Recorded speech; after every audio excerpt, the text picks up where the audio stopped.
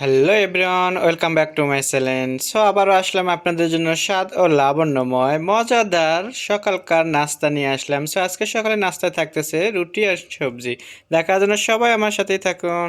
শুভ সকাল সবাইকে, কেমন আছেন? আজকে দেখাবো হাতে বানানো রুটি অ্যান্ড হলোকার সবজি। আমি রুটি বানানোর জন্য এখানে একটা পাতিল নিছি, নিয়ে আমি পানি নিয়ে নিছি। সেখানে দেখতেই পারছেন আমি এখানে তেল দিয়ে দিলাম আর স্বাদ মতো লবণ দিয়ে দিচ্ছি। এই হলো করে রুটির কাই বানাবো এটা দিয়ে। রুটি দিয়ে খাওয়ার জন্য আমি এখানে একটা ভাজি করব। ভাজিতে আমি এখানে নিয়েছি মিক্স সবজি, ফুলকপি, গাজর, আলু আর লকার বটবটি কালাই। ভাজির জন্য সামান্য উপকরণ নিয়েছি এখানে কাঁচামরিচ, রসুন কুচি আর পেঁয়াজ। এই তিনটে উপকরণে আমি মজাদার আজকে নাস্তার জন্য ভাজি করে দেখাবো, আর সাথে রুটি থাকতেছে। আমি চলে যাচ্ছি এখন চুলোতে, বাকিটা চুলোয় দেখাবো। চলে আসলাম চুলোতে, আমি এখানে চুলার আঁচটা ধরে দিলাম, দিয়ে পানিটাকে আমি এখানে গরম করে নেবো, সুন্দরভাবে ফুটে উঠবে তখন আমি এখানে আটা দেব। ভাজি করার জন্য আমি এখানে প্যান বসে দিচ্ছি একটা, দিয়ে দিচ্ছি তেল। তেলটা গরম হয়ে গেছে আর আমি এখানে একটু দিয়ে দিচ্ছি 1 চা চামচ পাঁচফোড়ন। এটা তেলে একটু আমি ভেজে নিলাম। পাঁচফোড়নের যতক্ষণ ঘ্রাণটা না হবে ততক্ষণ আপনি পাঁচফোড়নটা ভেজে নেবেন। তো 1 থেকে 1.5 মিনিটের মতো লাগে। আর যদি গরম তেলে দেন তাহলে তো আরও 1 মিনিটে হয়ে যায়, দেখতেই পাচ্ছেন। আমার এটা যখন হয়ে গেল তখন দিয়ে দিতে হবে পেঁয়াজ কুচি, রসুন একসাথে, স্বাদ মতো লবণ। এটাকে একটু ভেজে নিতে হবে লাল লাল করে। পেঁয়াজের সুন্দর একটা কালার এসে গেছে, দেখতেই পাচ্ছেন। আর দিয়ে দিচ্ছি আমি এখানে হলুদ পাউডার। হলুদটা দিয়ে আমি একটু এটা মাখিয়ে নিলাম। এখন ধুয়ে রাখা সবজিটা অ্যাড করে দিচ্ছি। সবজিটাকে এখন আমি সুন্দর করে মিশে নিচ্ছি পেঁয়াজের সাথে, দেখতেই পাচ্ছেন সুন্দর একটা কালার এসে যাবে। সবজি কিন্তু ভালো করে মিশে নেওয়ার পরে সবজিটাকে এখন ঢাকনা দিয়ে আমি কিছুক্ষণ ভেজে নেব। এখানে রুটি বানানোর জন্য পানিটাও দেখতে পাচ্ছেন একদম বলক উঠে গেছে।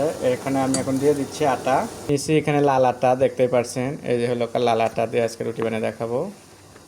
এটা যখন এভাবে বলক উঠে যাবে তখন দিতে হবে আটা। আটা দিয়ে এখন ভালো করে এভাবে মিশিয়ে নিতে হবে এটাকে। পানিটা একদম টেনে যাবে, যে আটাটা একদম শুকনো শুকনো কাই হয়ে আসবে।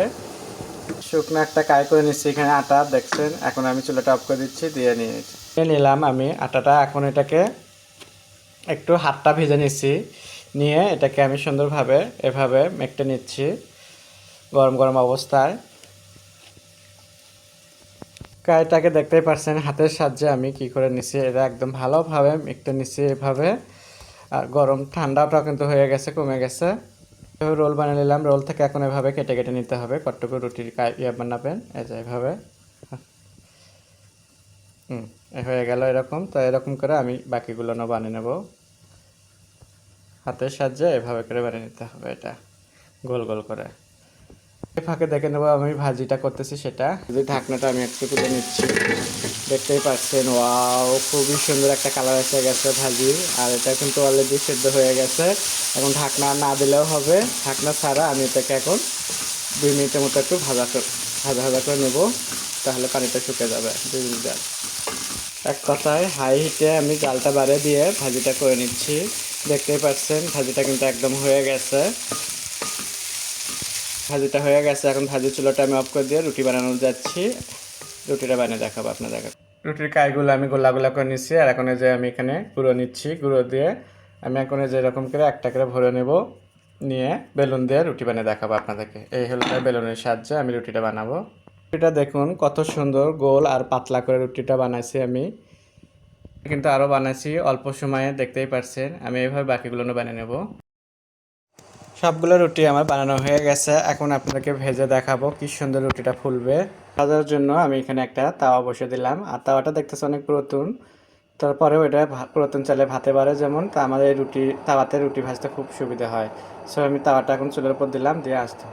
তাওয়াটা গরম হয়ে গেছে, আমি এখান থেকে একটা রুটি নিয়ে নিচ্ছি। বিসমিল্লাহ। রুটিটা আমি দিয়ে দিলাম।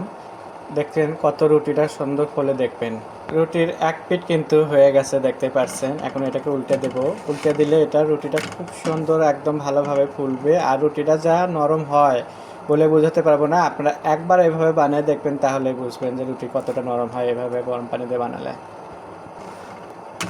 রুটিটাকে উল্টে দিচ্ছি, রুটিটা কিন্তু একদম ফুলে বল হয়ে গেছে, দেখতেই পাচ্ছেন। এই যেখানে ফেটে গেছে সম্পূর্ণ রুটিগুলো আমার একবারে এরকম বল হবে ফুলে ফুলে। এখন আমি এটাকে তুলে নিচ্ছি, বাকিগুলো এভাবে ভেজে নেব। আমি এখানে আপনাদেরকে আরেকটা দেখাচ্ছি, দেখবেন যে কতটা ফোলে এই রুটিও। তো আস্তে আস্তে ফুলে যাচ্ছে এভাবে। এখন আমি উল্টে দিচ্ছি এটাকে, দেখেন কি সুন্দর রুটিটা হয়েছে। দেখেন ফুলতেছে সুন্দরভাবে। আমার সবগুলো রুটি কিন্তু একদম এরকম করে বলের মতো ফুলে যাবে।